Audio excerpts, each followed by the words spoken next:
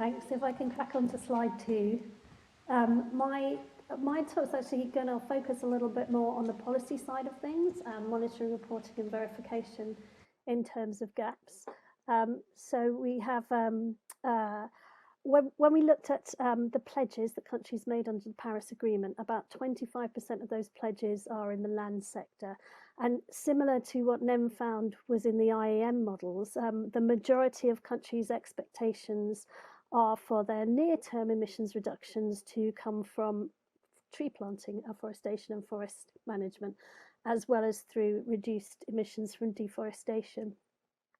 So working very much between the science and the inventory and policy community, what we looked at what was needed to be done to help support monitoring and reporting and verification.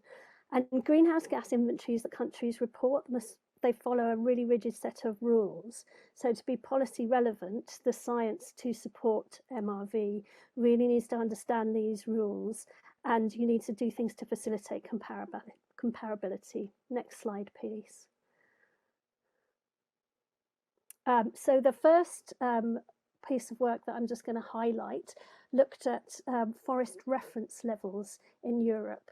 Now, forest reference levels were set out under the guidance for greenhouse gas monitoring to look at, it really sets a level of where forestry is expected to be based on current practice. And then whether a country achieves more emissions or less removals, then they get debits or credits. And this is the EU forest reference level. So we see the historical net flux from forests in the EU is actually quite a large sink. But when they set their forest reference level, they set it for a smaller sink because they set a forest reference level with a policy that assumed they would harvest. Next slide, please. So you see the difference really between the red line, which is the forest reference level under Kyoto Protocol. So we looked at this and we looked at methodologies, scientifically credible methodologies by which you could improve this reference level. We found that indeed the reference level was incorrectly based on policies to increase harvest. Since the harvest didn't happen during the commitment period, it means the EU could gain false carbon credits of about 70 to 80 megatons of carbon, which is about 2% of their 1990 emissions and worth about €2 billion in carbon credits. Next slide, please. So we did a lot about highlighting this, not just in the science world, but in the policy world and in press and media. Next slide, please. In fact, our methodology was taken up in the EU regulation on land use change and forestry, which will legally mandate all countries to use this method going forward under the Paris Agreement. And it was taken up also by the UK National Forestry Accounting Plan. And this is quite important because from 2020, it won't just be the Annex 1 countries, but all countries will have stronger reporting requirements. So these kind of robust methods and scientifically credible emissions reductions are really important for transparency and credibility going forward. Next slide, please. So the second problem that we looked to address was a gap between what the independent scientific methods are assuming the land-based flux to be. So this is the net flux of CO2 from land use and agriculture. And the blue line is what the global models find that to be historically. And the grey line is what the countries are reporting in their inventory data. So the models are reporting a big source, the countries are reporting a much smaller source, turning to a sink. And this is really important when we come to look at what the integrated assessment models, which are based on the same techniques as the bookkeeping models and the DGVMs, and what they're looking at going forward. So again, this is just the land sector. This is the mitigation that is expected in the land sector by integrated assessment models and the mitigation pledged under NDCs, under pledges under the Paris Agreement. Next slide, please. this difference becomes really important when you're thinking about the global stocktake. So the global stocktake is meant to look at where we're projected to need to be in the future to keep to 1.5 or 2 degrees C, and where we actually are and what the gap is.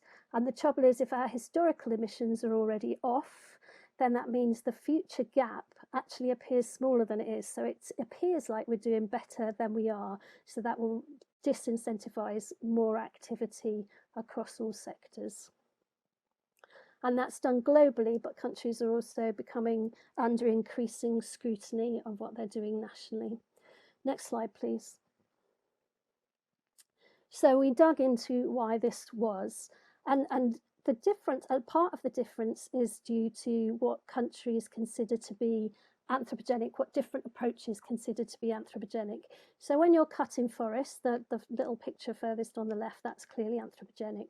When you're doing a lot of harvesting and intensively managing forests, that's clearly anthropogenic. And in that case, you're picking up not only the effects of that land cover change, but all kinds of effects on those lands. If we move over to the other side, where you've got unmanaged forests and undermanaged other lands, any fluxes of CO2 on those lands are assumed to be natural, and they're due to response to things like human-induced environmental change, increasing CO2, and climate change itself. So that's clear on the left side is natural, but it's what happens around these forests in the middle that are less intensively managed, and whether those are defined as managed forest and anthropogenic by countries, and whether they're picked up in the modelling approaches to it, in the way the models define anthropogenic. And it turns out there's large areas of forest that are not picked up. Next slide, please. So this shows that intact forests are in green, and then the forests that are assumed to be harvested in image are in red, and then all the yellow areas are other areas that countries consider to be managed, but the models aren't picking up as managed. So you've got all these areas of forest where the indirect effects are not being captured in the models, but they are treated as managed in the inventory. So we use methods of picking up the indirect effects using DGVMs on these areas to do an adjustment. Next slide, please. If we look over, is the change? Next slide. Brilliant. If we look over on the left-hand side of that, just at the EU and Brazil graphs, we'll see that on land use change, on the deforestation, the integrated assessment model image in red is pretty similar to what the country greenhouse gas inventory estimates are in green.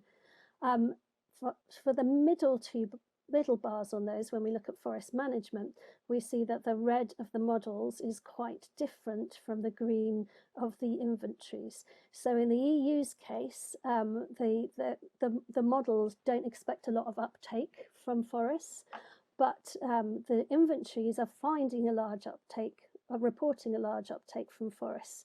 And this would lead to this problem where it looks like the EU are doing better than they actually are, and it will not incentivize emissions reductions in other sectors. But when we do our adjustment, it actually brings them a lot closer, and we see then the difference between the striped red line and the green line is much less, and probably represents more realistically a comparable what the gap actually is. And the same in Brazil. Brazil is showing a source from the models expecting a source, and the country's reporting a sink. And when we do the adjustments, they come much closer together, so that we've got a more credible assessment of what the gap is. Next slide, please. This issue's been acknowledged quite widely. We're incorporating this reconciliation in the global carbon budget. It was discussed in the IPCC 2019 refinement, on which I was an author, where there's actually a lot of improvement in the GGR good practice guidance methodologies. It was included in a special report on land and in the recently brought out sixth assessment report, including highlighting it in the summary for policymakers. And it says, in the absence of adjustments to reconcile estimates, countries' collective progress under the Paris Agreement would appear better than it actually is. So this is widely acknowledged, and the adjustments are also going to be taken account of in the global stocktake. So those are the two results I wanted to highlight. Just to say, as I said, due to chronic illness, my project is hopefully going to be extended, so I've got some more time to finish on that, and I'm also looking to recruit someone to do a little bit of work on that. And the MRV aspects that will lead into the work I'm doing in the CO2RE hub, where we'll look more closely at MRV or connecting with the demonstrator projects, and that's also recruiting. So I'm sorry I'm not there. Please do drop me an email. Thank you.